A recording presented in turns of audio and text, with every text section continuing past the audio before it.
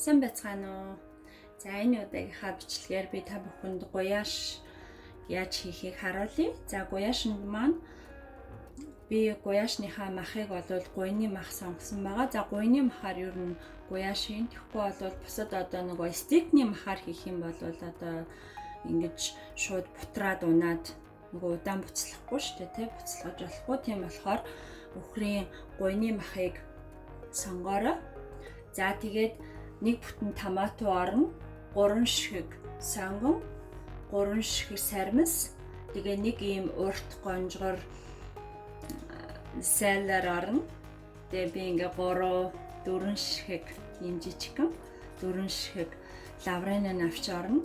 Тэгээд энэ маань болохоор шар чинжүү, нэг ширхэг шар чинжүү, тэгээд улаан чинжүүнээс одоо энэ ийм хавлгаар тий энэнгээр ингээд 3 удаа орно. За тэгээд хар перц, давс маань бас ингээд амтлагаагаараа өөрснөө хийж болно. Ингээд цааш нь амсж агаад нэг бол нэмэж олно, дахиад хийж олно тий. Давс бол тэр бол амтлагаагаар тэгээд тостойгаа. За ингээд гуяашаа хийж эхэлцгээе. За эхлээд тосоо хийж халаа. Нэг иймэрхүү тос хийх болно. За тосоо хийж жоохон халааж агаад сомно хийгээд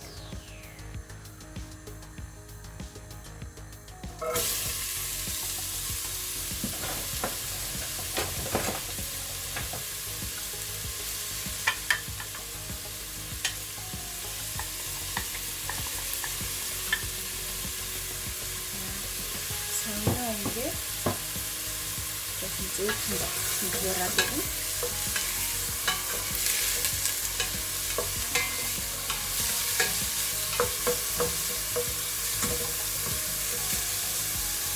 Ширүүн гал дээр одоо тайлбар хийх нэг хаасан бомбын гал дээр тий.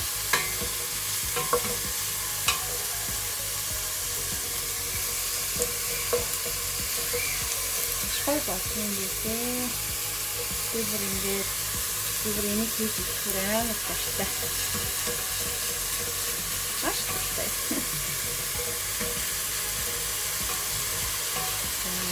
Тэгээд хаа хурц одоос болохгүй.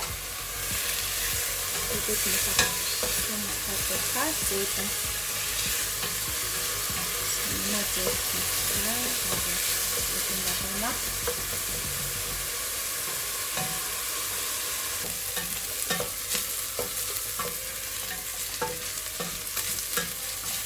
За одоо ингээд удаан чинжүүгээ хийнэ. Удаан чинжүүгээ хийхдээ галаа шууд унтраа. Гоод удаан чинжүү маань ширүүн гал дээр шууд хүлэгдчихдэг юм. За одоо ингээд галаа унтраачин.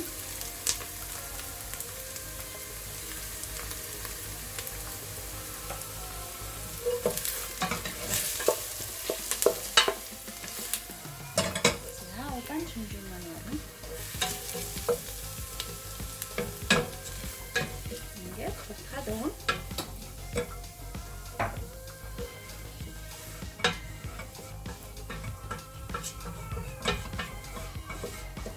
Энэ дээрээсээ нэг жоох уусан юм лээ. За эхлээд энэ дээрээсээ нэг жоох ус хийгээд за одоо галаа асаанаа.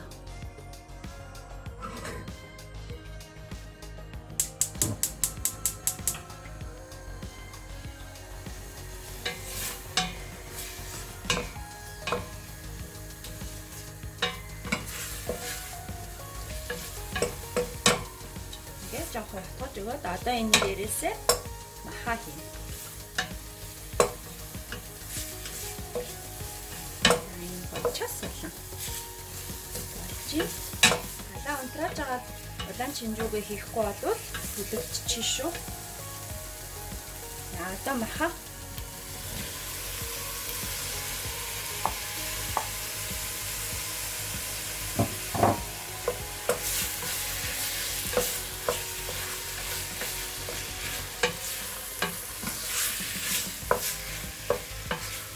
ингээ жоохон хураад одоо махны маань өнгө нь ингээд нэг жоохон борлоод ирнэ. Тэр болтол нь хуурж өгнө.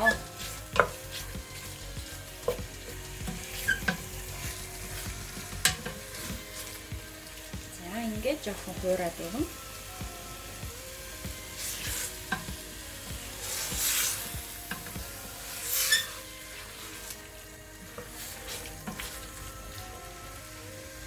Галаа одоо их тавьж болохгүй. Зөөлөн гал дээр ингээд сайхан махаа жоохон ингээд хуураад жигнээд ингээд өгнө. Түлж одод болохгүй. Тийм болохоор түлхэхгүй тул галаа баг тавина. Тэгээд хутгаад байна.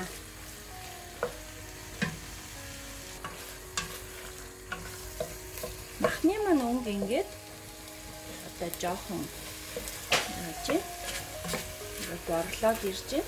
За одоо энэ дээрээсээ ингээд амтлагчнуудаа бүгдийг хийч. Тэрцээ. Тавса. Сэлмэсэ.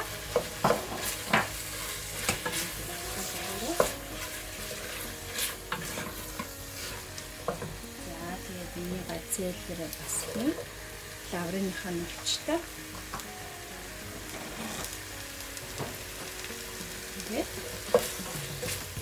Шар чинжүү маань гэсэн орно. За одоо энийг ингэж жахахаар дээр нь сайхан холиод өгнө.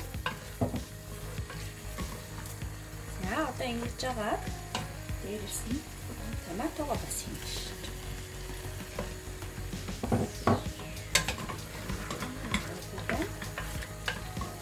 Ингээ бүгдээр ингэ холиод хаад ингээд өгнө дөө.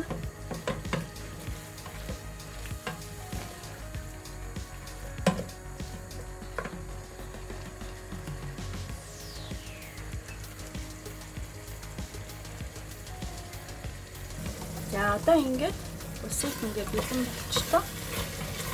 Ингээд мах маань ингээд борлоод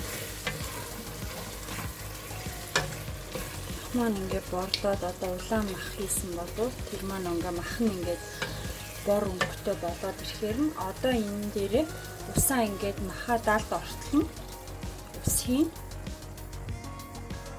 Одоо нэг юм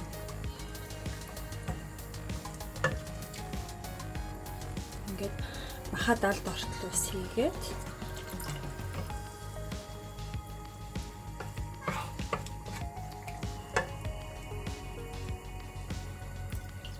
за ингээд одоо мах маань ингээд далд орцсон.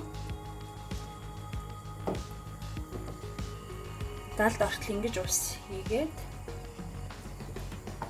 тэгээ галаа маш бага дээр тавиад буцалгана. За ингээд одоо усаа хийцэн. Махаа ингээд далд ортол нь усаад хийцэн. Тийм болохоор одоо ингээд хамгийн галаа маш бага дээрээ тавиад буцалгаад байна. Тэгээд тэр хооронд ингээд тагийг тавиад буцалгана шүү дээ тий. Одоо тагийг ингэж тавиад буцалгаад тэгээд тэр хоорондоо аваж үзээд хутгаад шүлэн доошоо ингээд алга болоод ингээд байхгүй болоод ах юм бол дээрэс нь усын дахиж нэмээд ингээд махаа бас далд ортолно ус хийгээд тэгээд буцалгаад агаараа 90 минут буцалгана. 90 минутын дараа тэгээд дахиад харцгаая. За ингээд буцалж явах явцад нь болоод ингээд үзээд утгаад байна. Ингээд зөөлөн гал дээр буцалгаа шүү. Тэгээ хутгаад энэ нь бол усаалал нэмсний хэрэггүй. Ийм зөөлөн гал дээр ингээд буцалгаад байна. За одоо ингээд 90 минут болсон.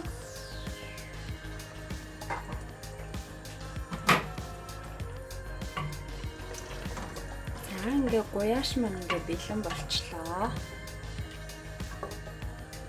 Одоо махаа амсч үзээд мах маань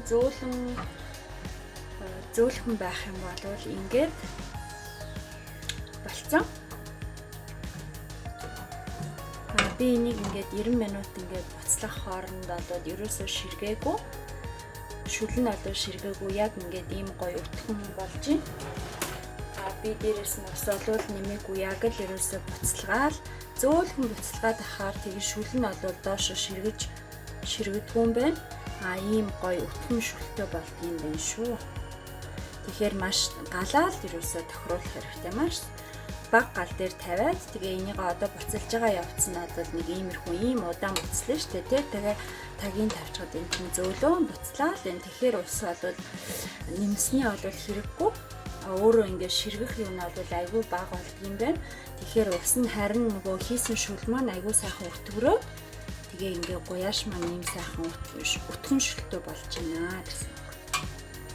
Тэгэхээр дээрэс нь ус бол нэмсэн хэрэггүй.